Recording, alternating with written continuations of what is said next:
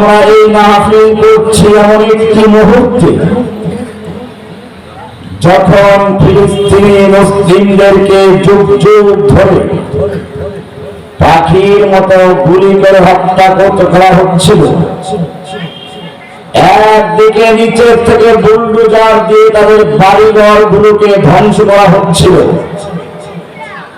অপরদিকে উপর থেকে বিমান হামলা চালিয়ে ঘুরিয়ে দেওয়া হচ্ছিল মাটির সঙ্গে। এতে যখন পৃথিবীর মুসলিম নামধারী মুসলিম দেশগুলোর শাসকদের এবং জনগণের অন্তরকে নাড়া না দিল, তখন তারা দেখিয়ে দিল তাদের ক্ষত বিক্ষত ছিন্ন ভিন্ন দেহগুলো আকাশে উড়াল দিল, বিশ্ববাসীকে জানিয়ে দিল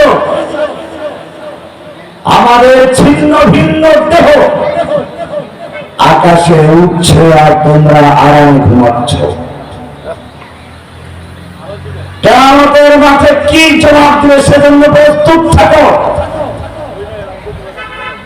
আমির মুআবিয়া রাদিয়াল্লাহু তাআলা আনহু খলিফাতুল মুসলিমিন রোম সম্রাটের দরবারে একজন মুসলিমকে ধরে নিয়ে তার গালে থাপ্পড় মেরে উপহাস করছিল। মুসলিম ওই ব্যক্তি জোরে চিৎকার মেরে বলেছিল, খলিফাতুল মুসলিমিন আমির মুআবিয়া, মুসলমানদের খলিফা হয়ে বসে আছো আর রোমের সম্রাট আমার গালে থাপ্পড় মেরে উপহাস করছে, কি জবাব দিবে আল্লাহর কাছে? প্রস্তুত হয়ে যাও। দরবারে আমির মুআবিয়ার কোন গোয়েন্দা ছিল, খবরটা আমির মুআবিয়ার কাছে পৌঁছানো হলো। আমির মুআবিয়া রাদিয়াল্লাহু তাআলা আনহু খবর শোনা মাত্র গোয়েন্দাদেরকে ডেকে বলল, যত টাকা পয়সা প্রয়োজন, যত জনবল প্রয়োজন সব কিছু দেওয়া হলো। আমি চাই যত দ্রুত সম্ভব রোম দরবারে বসে যেই মুসলিমের গালে থাপ্পড় মেরেছিল তাকে উদ্ধার করা, এবং যেই কাফের ওই মুসলিমের গালে থাপ্পড় মেরে উপহাস করেছিল তাকে ধরে নিয়ে আসা। বেশি দিন লাগেনি, আমির মুআবিয়ার দরবারে উপস্থিত আমির মুআবিয়া রাদিয়াল্লাহু তাআলা আনহু মুসলিম ব্যক্তিকে বললেন, রোম সম্রাটের দরবারে বসে তোমার গালে থাপ্পড় মেরে উল্লাস করেছিল, মজাক করেছিল যেই কাফের, সে তোমার সামনে উপস্থিত। তুমি তার গালে থাপ্পড় মেরে প্রতিশোধ নিয়ে নাও। अब हमारा एक ही काम इंतकाम, इंतकाम, প্রতিশোধ।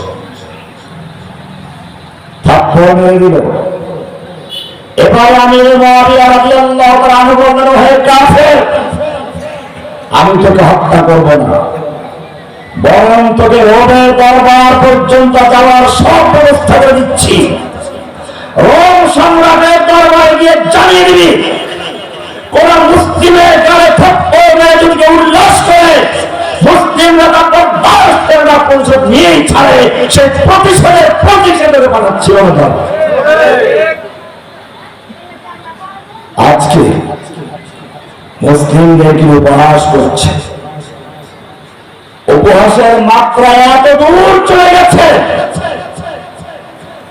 এখন মুসলিমদের হত্যা করে জায়গা খালি করে তাদের ভিটে বাড়ি থেকে উচ্ছেদ করে সেখানে বিনোদন পার্ক এবং বিলাসী বাড়িঘর তৈরি করার জন্য, বিনোদনের মার্কেট তৈরি করার জন্য চক্রান্ত করা হচ্ছে।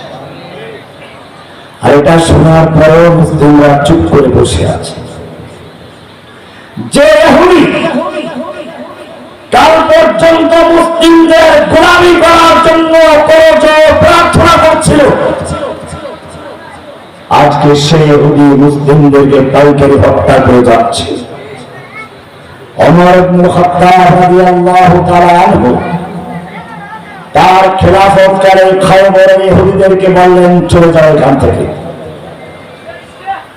ইহুদি নেতা ওমর বিন খাত্তাবের দরবারে গিয়ে প্রার্থনা করে বলছে, ওমর, তোমাদের নবী আমাদেরকে খয়বরে থাকার জন্য অনুমতি দিয়েছিলেন, আমরা তোমাদের কৃষি কাজ করব, খেজুর গাছের যত্ন নিব, ফসল উৎপন্ন করব, বিনিময়ে আমাদেরকে অর্ধেক ফসল দিবে, বাকিটা তোমাদের, মালিকানা তোমাদের, আমরা তোমাদের গোলাম, দাসত্ব করব। কেন উৎখাত করছো? তোমাদের নবী তোমাদেরকে থাকার জন্য অনুমতি দিয়েছিলেন। ওমর ইবনে খাত্তাব রাদিয়াল্লাহু তাআলা গর্জে উঠলেন, ওহে আল্লাহর দুশমন, আল্লাহর নবী সেদিন কি বলেছিলেন প্রতিটি কথা আমার অক্ষরে অক্ষরে মনে আছে। তিনি বলেছিলেন তোদেরকে খয়বরে ঠিক ততদিন পর্যন্তই থাকতে দেওয়া হবে যে পর্যন্ত আল্লাহ মঞ্জুর হবে। এর পরক্ষণে আল্লাহ রাসূল বলেছিলেন সেদিন বেশি দূরে নয়, যেদিন তোদেরকে খয়বর থেকে উৎখাত করা হবে, তোদেরকে নিয়ে তোদের উট এত দূর চলতে যেতে বাধ্য হবে, যেতে যেতে ক্লান্ত হয়ে যাবে, হাঁপাতে থাকবে। আজকের সেই দিন এসেছে, কোথায় পালাবি পালা। সেই ইহুদি আজকে মুসলিমদেরকে পাইকারি হত্যা করছে, বাড়িঘর ধ্বংস করছে, নির্বিচারে নারী শিশুদের লাশে গোটা জমিনকে রক্তাক্ত করে ফেলছে। মুসলিমরা চেয়ে চেয়ে তামাশা দেখছে।